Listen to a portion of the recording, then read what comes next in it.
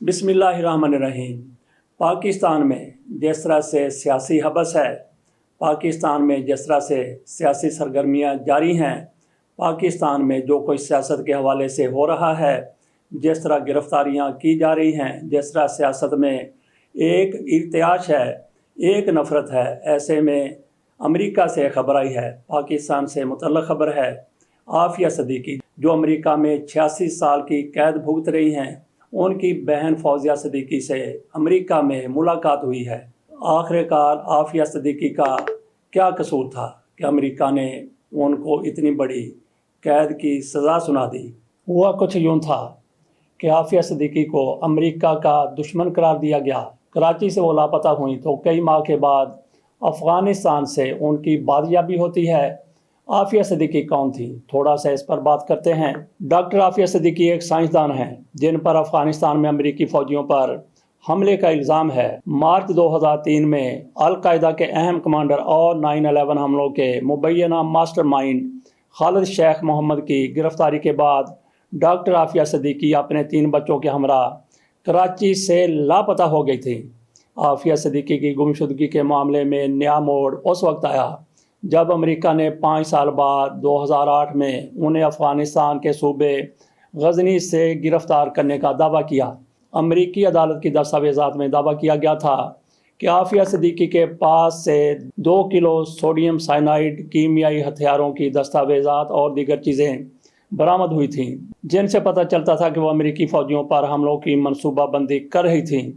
दूसरी जानब जब आफिया सिद्दीकी से अमेरिकी फ़ौजी और FBI अफसरान ने पूछगछ की तो उन्होंने मुबैना तौर पर एक राइफ़ल उठाकर उन पर फायरिंग कर दी, लेकिन जवाबी फायरिंग में वो ज़ख्मी हो गईं। बाद अज़ां आफिया सिद्दीकी को अमेरिका मुंतकिल किया गया। इन पर मुकदमा चला और 2010 में उन पर इक़दाम कत्ल की फ़र्द जुर्म आयद करने के बाद 86 बरस की कैद सुना दी गई।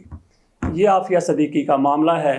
यहाँ पे ये बात भी गौर तलब है कि आफिया सिद्दीकी से पाकिस्तान से जाने वाली उनकी बहन से मुलाकात करवा दी जाती है, लेकिन पाकिस्तान में क्या हो रहा है? पाकिस्तान में जिस तरह से पार्टी बदलने के लिए सख्ती की जा रही है, लोगों को जेलों में डाला जा रहा है और रिहाई सिर्फ एक प्रेस कॉन्फ्रेंस की मार है।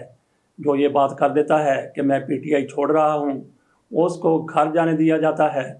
बाकियों के साथ उनके घर वालों की मुलाकात भी नहीं करवाई जाती और एक रिहाई के बाद दूसरी के बाद तीसरी, जैसा कि शीरी मज़ारी के साथ हुआ। उनको 5 मरतबा रिहा किया गया, लेकिन 5 मरतबा ही उनको गिरफ़्तार कर लिया गया। और आज की बात है कि शहरयार अफरीदी को रिहा किया गया, मोहम्मद अली ख़ान को रिहा किया गया और दूसरे लम्हे उनको फिर गिरफ़्तार कर लिया गया। बात हम कर रहे थे जो लोग पाकिस्तान में सियासी बुनियादों पर कैद में हैं, उनके साथ मुलाकात की इजाज़त भी नहीं दी जा रही। और जिस तरह से PTI के खातून को उसके सर पर एक शापर डालकर, वो शापर जिसमें कूड़ा डाला जाता है, वो शापर डालकर उनको अदालत में पेश किया गया। ऐसी ह्यूमिलेशन मेरा नहीं ख्याल कि पाकिस्तान में पहले कभी ख़वातीन की हुई होगी। बेनज़ीर भुट्टो को भी गिरफ़्तार किया गया था। मरियम नवाज शरीफ साहिबा भी कहती हैं कि मुझ पर भी कैद के दौरान सख्तियाँ की गई थी। शहला रज़ा का बयान है कि बेनज़ीर भुट्टो जेल में थी।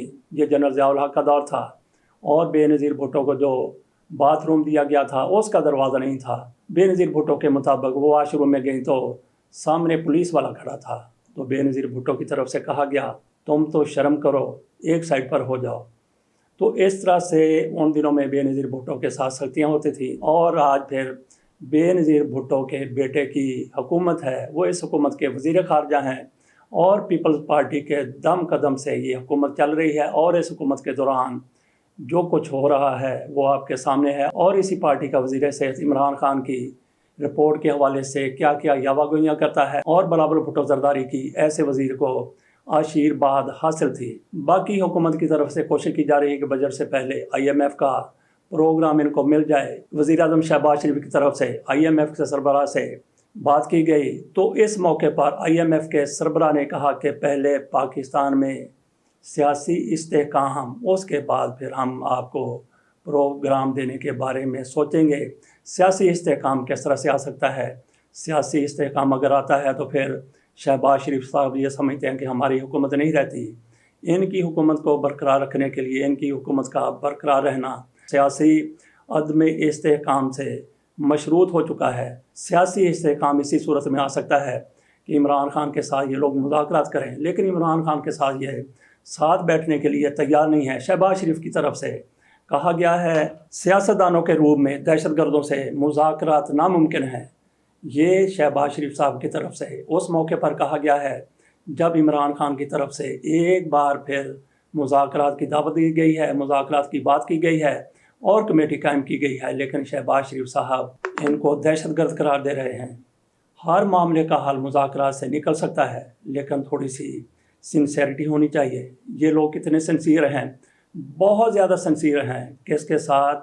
अपने आप के साथ, अपने इक़्तिदार के साथ, अपनी हुकूमत के साथ और इमरान खान के साथ अगर ये मुज़ाकरात करते हैं, बिल-आखिर इन्होंने मुज़ाकरात की मेज़ पर जाना है। लेकिन ये कब जाएंगे?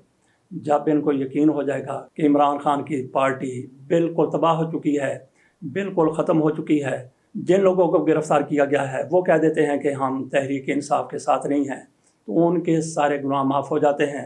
यहाँ पे ये सवाल पैदा होता है कि उनको गिरफ़्तार किया गया था तो क्यों गिरफ़्तार किया गया था? क्योंकि उनको आप छोड़ रहे हैं। अगर वो बेगुनाह थे तो उनको गिरफ़्तार क्यों किया गया था? अगर उनको गिरफ़्तार किया गया था, अगर वो गुनाहगार थे, तो फिर सिर्फ एक बयान पर उनको क्यों रिहा किया जा रहा है? अब बात कर लेते हैं चौधरी शुजात हुसैन के हवाले से। चौधरी शुजात हुसैन की सियासत से आप इख्तलाफ कर सकते हैं, लेकिन उनकी तरफ से एक बड़ा काम किया गया है। वो ये है कि वो चौधरी परवेज़ इलाही के घर चले गए हैं। दोनों कज़न हैं, इनके माँ बहन कभी हवा नहीं गुजर सकती थी, लेकिन अब इख्तलाफात इतने शदीद हो गए कि दोनों अलग अलग पार्टियाँ बना चुके हैं।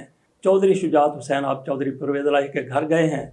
सियासी मामलात अलग हैं, लेकिन दोनों भाई अगर इकट्ठे हो जाते हैं तो इससे बेहतर फिर क्या हो सकता है। लेकिन इनको अलग करने में सबसे बड़ा किरदार तारक बशीर चीमा साहब का था। जब काफ लीग अलग हुई तो तारक बशीर चीमा को सेक्रेटरी बना दिया गया। अब वो भी ये देख रहे हैं कि चौधरी वजाहत चौधरी शुजात की तरफ आ गए हैं, तो उनको बहुत ज़्यादा इस मामले में तकलीफ़ हो रही है। हो सकता है कि वो सेक्रेटरी जनरल काफ लीग की छोड़ दें, बाहर वो पार्टी छोड़ते हैं या पार्टी की सेक्रेटरी जनरलशिप छोड़ते हैं। दो भाइयों के माँ बहन अगर मामला तय हो जाते हैं तो उसको खुश आइंदगी कहना चाहिए। जावेद लतीफ़ साहब की तरफ से एक बयान सामने आया है। वो कहते हैं कि आने वाले चीफ जस्टिस नून लीग को इंसाफ देना चाहते हैं।